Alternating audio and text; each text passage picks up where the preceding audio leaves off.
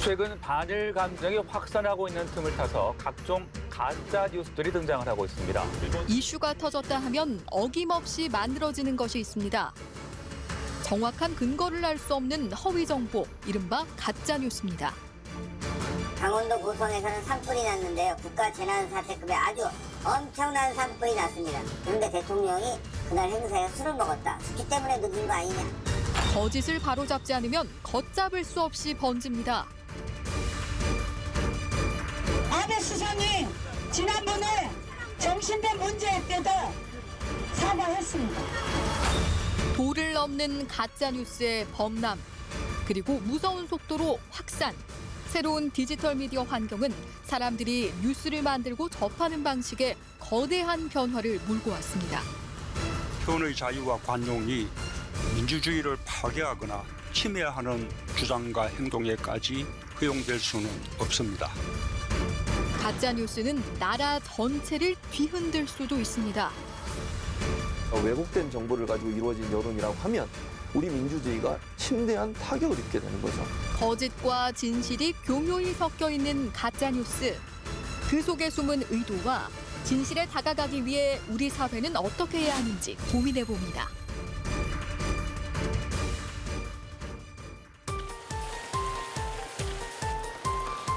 지난 23일 소녀상이 지키고 있는 서울 종로구의 구 일본 대사관 앞.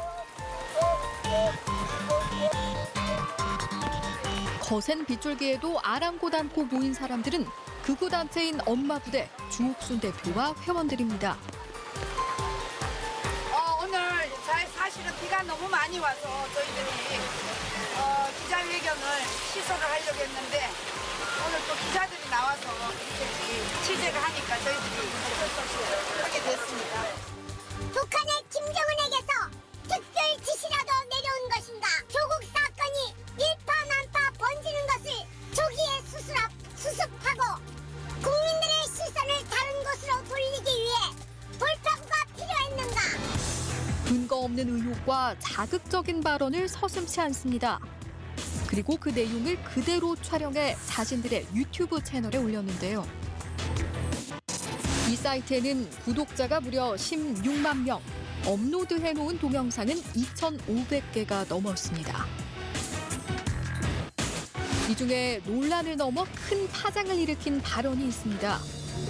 일본의 보복성 경제 규제로 한일 갈등의 골이 깊어지던 지난달 8일, 주옥순 씨가 일본을 두둔하는 주장을 합니다.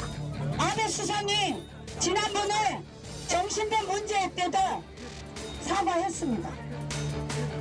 일본은 무려 36분, 8분 가까이 사과를 했습니다. 대한민국 문재인 정권이 배상해야 됩니다. 아니 왜 그게 한일 협상을 이미 다 끝난 사실인데. 주 씨의 말은 전혀 사실과 다릅니다. 아베 총리가 위안부 문제와 관련해 공식적으로 사과한 적은 없습니다. 그리고 한일 협정으로 피해자 개인 청구권이 소멸된 사실도 없습니다.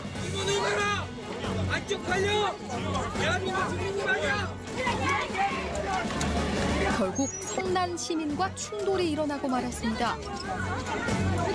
현장에 있던 경찰들이 저지에 나섰고 한 남성은 주 씨 폭행 혐의로 경찰에 체포돼 경찰 조사를 받았습니다.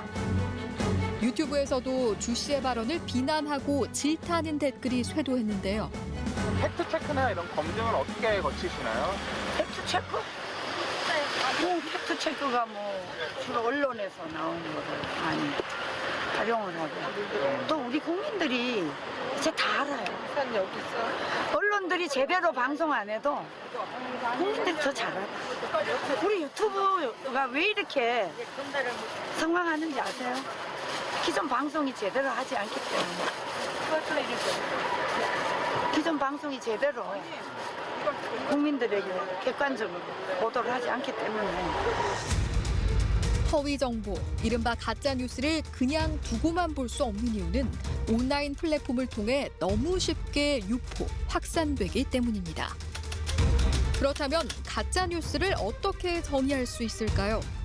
가짜뉴스는 의도를 가지고 조작된 정보를 만들어낸다는 특징이 있고 또한 형식성이 있는데 형식성은 마치 그 방송이나 아니면 신문 기사의 기사인 것처럼 또는 그런 기사를 인용한 것처럼 만듭니다. 가짜 뉴스는 2016년 미국 대선을 기점으로 전 세계적인 문제로 대두됐습니다. 트럼프 대통령은 자신과 의견이 다르다는 이유로 유수의 언론들을 가짜 뉴스라고 지칭하기도 했죠. Quiet, quiet. Mr. President-elect, I'm not going to give you a question. You are fake news. 어떤 콘텐츠 유형들을 가짜뉴스로 바라보고 있는지를 알아봤는데요. 좁은 의미의 가짜뉴스에 해당하는 페이크 뉴스를 비롯해서 그다음에 이제 주로 카카오톡과 같은 폐쇄형 소셜미디어에서 주로 유통이 되고 있는 찌라시, 낚시성 기사라든지 아니면은 포털에서 많이 행해져 왔던 어뷰징 기사라든지 이런 것들, 그리고 분명하게 광고나 홍보의 목적을 가지고 돈을 받고 쓰여진 기사, 그러니까 광고성 기사 같은 것들도 다 이게 실제로는 뉴스 가치가 없음에도 불구하고 돈벌이를 목적으로 가짜로 만들어진 뉴스라는 인식 때문인지 가짜 뉴스를 인식을 하고 있었습니다. 실제로 많은 사람들이 인터넷이나 SNS를 통해 가짜 뉴스를 다양한 형식으로 접하고 있었는데요. 저 조국 딸은 무슨 차 타고 다니지 알거든요? 그러니까 뭐 그렇다는 말이 좀 있다고. 아니 저는 그 조국 그 딸의 이제 학교 쪽 사람한테 제보 받았는데 그 빨간색 외제차 탄다고 하던데. 영부인이 황급하게 달려와가지고 미치죠. 그리고는 뭐라고 말을 했는지 모르겠지만 제 입모양이 뭔지는 모르겠지만 어쨌든 프랑스 영부인을 위기로부터 동승해서로 몰릴 수 있는 위기로부터 구해준 것이죠. 온라인 플랫폼을 통해 급속도로 퍼져나가는 뉴스나 정보 중 사람들이 허위 정보를 구분하는 기준은 형식이 아닌 거짓이나 가짜의 내용이었습니다. 가짜 뉴스가 전 세계적 문제가 된 결정적인 이유는 바로 미디어 환경의 변화입니다. 본인이 원하는 정보를 마음대로 만들어서 실시간으로 다른 사람과 소통할 수 있는 구조를 SNS가 만들어줬고, 그 SNS를 통해서 가짜뉴스가 엄청나게 빠른 속도로 유포되고 있는 거죠. 그러니까 시간과 공간을 초월해서 많은 사람들에게 유포되고, 또 한 사람이 엄청나게 많은 사람한테 본인이 원하는 정보를 전달할 수 있는 구조가 SNS를 통해서 형성이 돼 있기 때문에 SNS망이 결국은 가짜뉴스가 확산되고 이렇게 문제가 되고, 또 사회적으로 여러 가지 여론의 잘못된 여론 형성에도 영향을 미치는 이런 구조까지 왔다고 볼 수 있겠죠. 국내 IT 플랫폼 기업들은 가짜뉴스 피해 확산 방지를 위한 한국인터넷자율정책기구라는 가짜뉴스 신고센터를 운영하고 있습니다. 가짜뉴스가 제일 많이 지금 접수되는 매체는 어느 곳인가요? 유튜브 쪽이 가장 많이 신고가 들어오고 있습니다. 다만 안타까운 점은 이제 우리나라 망법 44조의 임시조치 제도 등을 통해서 국내 이제 취소 회원사들은 여러 가지 방법을 통해서 이제 명예훼손 등 가짜뉴스를 막기 위해서 노력을 하는데, 유튜브는 아직 그런 적용이 되어 있지 않다는 점이 좀 국내와의 차이점이라고 보입니다. 유튜브는 국내법이 아닌 미국 기준을 따르다 보니 가짜뉴스에 대한 신속한 대응이 어렵습니다. 한 조사에 따르면 우리나라 사람들이 유튜브로 뉴스를 보는 비율이 38개 나라 중에서 4번째 해당할 정도로 높습니다. 그리고 10명 중 4명이 유튜브에서 가짜뉴스를 접한 경험이 있다고 답했는데요. 수많은 온라인 플랫폼 중 가짜뉴스 문제가 유독 심각한 유튜브, 그 이유를 좀 더 들여다봤습니다. 유튜브는 스마트폰으로 보는 경우가 굉장히 많기 때문에 사실상의 화질도 엄청나게 떨어지지 않는 이상, 오디오도 막 엄청 안 좋지 않은 이상 사람들이 안 보거나 그것 때문에 이 영상을 싫어하거나 그런 경우가 많이 없습니다. 그래서 스마트폰으로 찍는 경우도 많이 있고요. 그래서 좀 어플 같은 것들로 쉽게 제작이 가능합니다. 누구나 손쉽게 1인 미디어를 만들고 그 내용을 공유하고 또 소비할 수 있기 때문입니다. 기존 영상보다는 조금 더 저렴하게 제작할 수 있다는 걸 확신할 수 있고요. 그래서 엄청 비싼 거는 또 몇백만 원에서 몇천만 원까지 호가하지만 싼 거는 몇십만 원도 가능한 걸로 알고 있고, 정말 저렴하게는 몇만 원으로도 하시는 분들을 본 적도 있습니다. 1인 미디어를 악용하는 일부 유튜버들이 문제인데요. 간군 개입이라고 주장한 사람은 대한민국에서 오로지 지만원뿐입니다. 근거 없는 허위 주장, 명백한 가짜 뉴스입니다. 안녕하십니까. 강원도 고성에서는 산불이 났는데요. 국가재난사태급의 아주 엄청난 산불이 났습니다. 이번에 위기 대응이 굉장히 늦었다. 대통령이 고성에 가긴 했지만 그래도 늦었다. 그런데 대통령이 그날 행사에 술을 먹었다. 숙취 때문에 늦은 거 아니냐 이런 얘기도 좀 들리고 있어요. 네, 아주 되게 합리적인 의심 중에 하나인데요. 어제 제63회 신문의 날 행사가 6시에 종로에 있는 프레스센터에서 펼쳐졌습니다. 그런데 거기에 문재인 대통령이 참석해서 건배를 하고 술을 마신 걸로 확인이 됐습니다. 전해 들었다는 정보, 이 역시 가짜뉴스. 정치와 역사 왜곡은 가짜뉴스의 단골 주제입니다. 일본에 사과 많이 했습니다. 아베 수상이 지난번에 정신대 문제 때도 사과했습니다. 왜 유튜브에 가짜뉴스가 많은 걸까요? 영상은 텍스트로 뭔가를 전달을 하게 되면 사람들이 이걸 간접적으로 전달받고 있다는 인상을 강하게 갖게 되는 반면에 영상은 내 눈으로 직접 확인하는 거기 때문에 이거에 대해서 좀 더 신뢰하는 경향이 있어요. 실제로 해당 조사에서 어떤 포맷의 정보를 더 신뢰하는지를 물어봤더니 주로 영상이라든지 아니면 사진이라든지 그래픽 같은 그런 시각적인 요소들에 대한 신뢰도가 텍스트보다 훨씬 높게 나왔거든요. 사진이나 그래픽, 동영상에 대한 신뢰도가 응답자의 68%에 달할 정도로 높았습니다. 다시 말해 사진과 그래픽, 동영상으로 제작하면 가짜 뉴스도 진짜처럼 더 쉽게 믿게 된다는 건데요.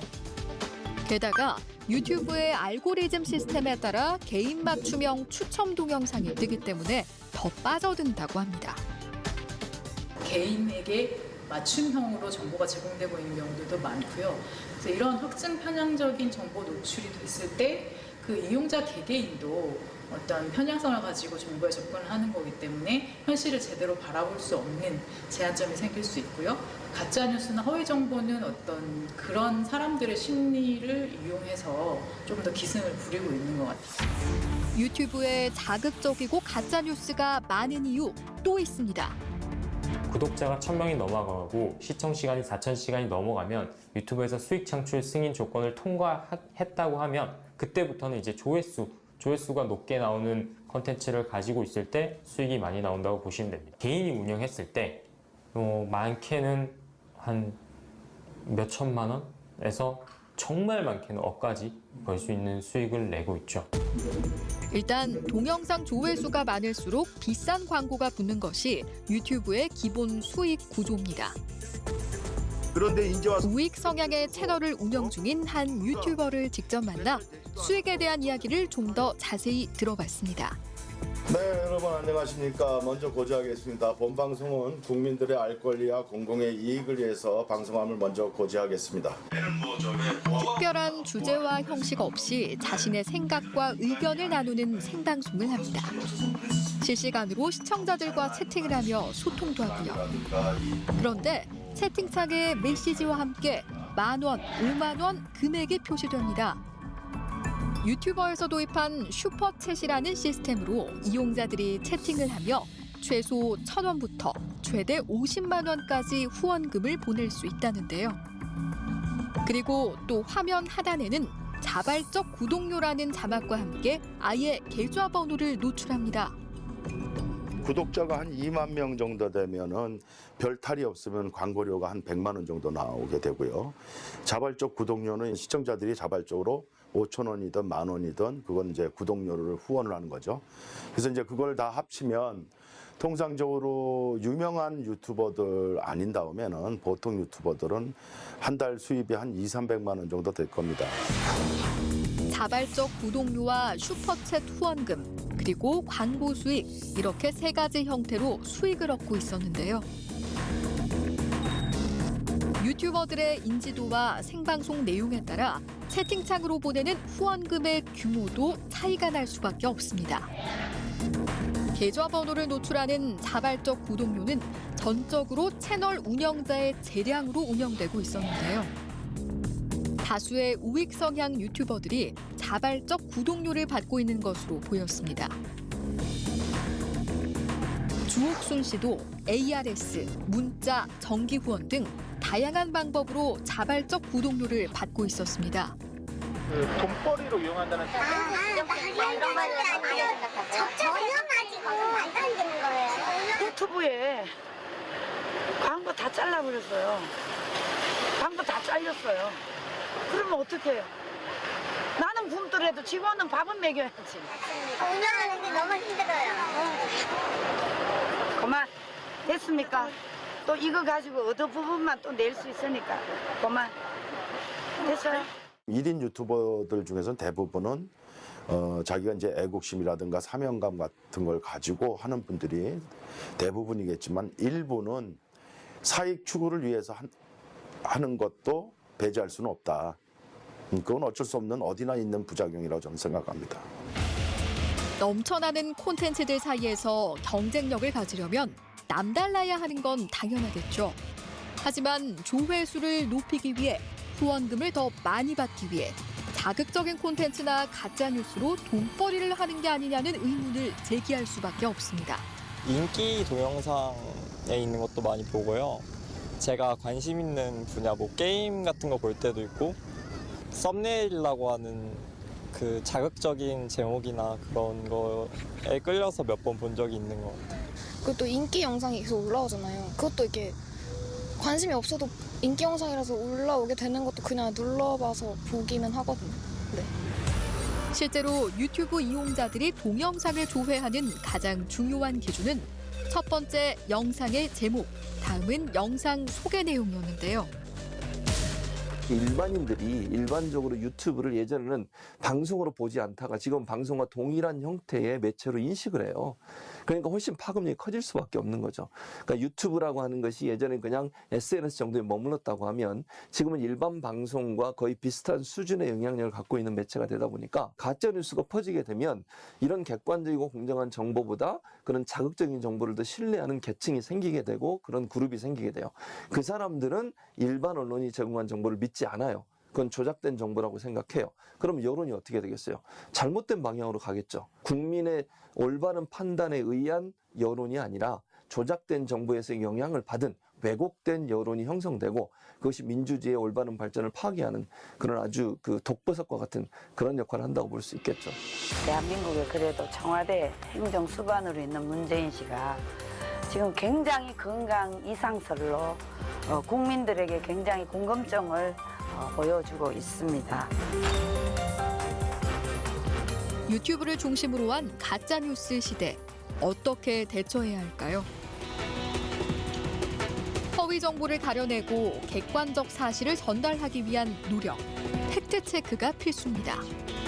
뜻을 같이 하는 언론사들이 협력을 해서 각 언론사에서 팩트체크한 내용들을 올리고 있습니다. 근데 경우에 따라서는 저희가 팩트체크를 시민들도 할 수 있도록 저희 플랫폼에 마련을 해놨기 때문에 시민들이 이런 것들을 좀 팩트체크해달라라고 제안을 할 수도 있습니다. 반복 검증, 교차 검증을 거치면서 언론의 신뢰도를 높이는 공공정보 서비스로서 국내 27개 언론사가 협업 중입니다. 왜 일치하지 않는지에 대해서 그 이유들을 사실을 근거, 증거를 근거로 해서 설명을 하기 때문에 우리가 어떤 한쪽에 치우친 의견만을 보는 게 아니고 여러 의견을 볼 수 있다는 게 팩트체크의 저희 SNU 팩트체크의 특징이라고 할 수가 있습니다. 온라인 플랫폼에서 생산 제작되는 가짜뉴스에 대해선 법적 규제 필요성이 끊임없이 제기돼 왔습니다. 표현의 자유와 관용이 민주주의를 파괴하거나 침해하는 주장과 행동에까지 허용될 수는 없습니다. 국가 안보나 국가 원수와 관련된 턱없는 가짜뉴스까지 나놉니다.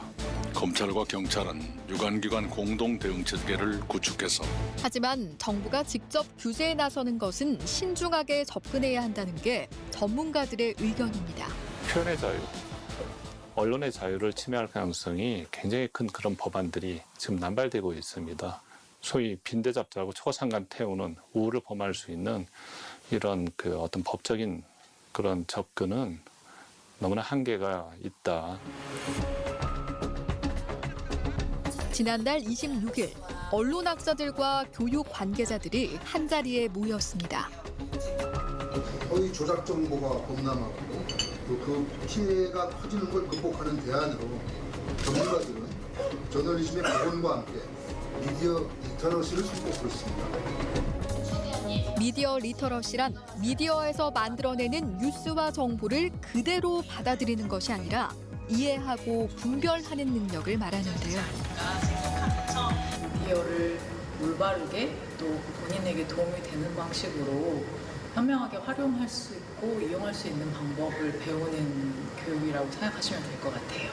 가짜뉴스를 대표로 하는 허위정보 전체 유형들이 온라인 네트워크를 타고 급속히 확산되는 그런 미디어 환경인 것도 맞지만 동시에 과거와 달리 이제 한두 번 검색하고 제대로 된 정보원을 찾아보기만 하면 이것이 가짜인지 아닌지를 쉽게 분별할 수 있는 것도 현재의 미디어 환경이 가지고 있는 특성이거든요. 가짜인지 진짜인지를 확인할 수 있는 그런 교차 검증을 하는 어떤 도구로서도 활용을 할 수 있기 때문에 그런 부분들의 어떤 긍정적인 어떤 도구로서의 활용 방법 이런 것들을 평소에 익혀서 생활화하는 습관을 들이는 게 굉장히 중요한 것 같아요.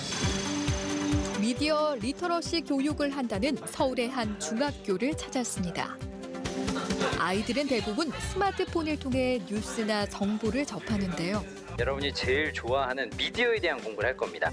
나의 미디어 생활, 나의 뉴스 소비 생활, 가짜 뉴스. 과연 아이들은 어떤 뉴스에 관심이 있을까요?